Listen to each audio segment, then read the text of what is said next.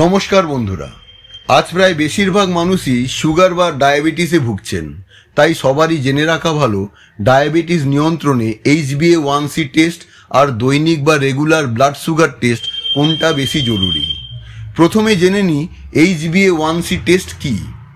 এই টেস্ট দেখায় গত 2-3 মাস আপনার রক্তে শর্করা বা গ্লুকোজের গড় মাত্রা কত ছিল, মানে আপনি প্রতিদিন কেমন নিয়ন্ত্রণে ছিলেন তার পুরো ছবিটা এখানে ধরা পড়ে। চিকিৎসকরা এটাকে ব্যবহার করেন ভবিষ্যতে জটিলতার ঝুঁকি বোঝার জন্য। এবার আসি দৈনিক বা রেগুলার ব্লাড সুগার টেস্ট, যেমন ফাস্টিং বা খাবারের পর চেক করা।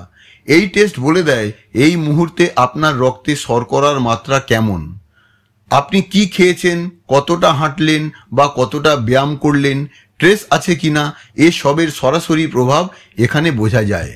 তাহলে প্রশ্ন হলো কোনটা বেশি জরুরি? শুধু HbA1c করলে বোঝা যায় না প্রতিদিন শর্করা ওঠানামার কেমন হচ্ছে, আবার শুধু দৈনিক ব্লাড সুগার টেস্ট করলে বোঝা যায় না দীর্ঘমেয়াদে নিয়ন্ত্রণ ঠিক আছে কিনা।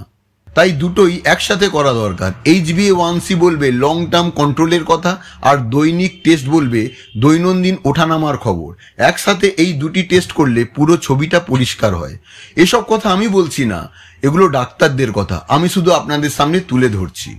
তবে একটা ব্যাপার খেয়াল রাখবেন, কিছু বিশেষ অবস্থায় যেমন রক্তে হিমোগ্লোবিনের সমস্যা থাকলে HbA1c টেস্টটা অ্যাকিউরেট নাও হতে পারে।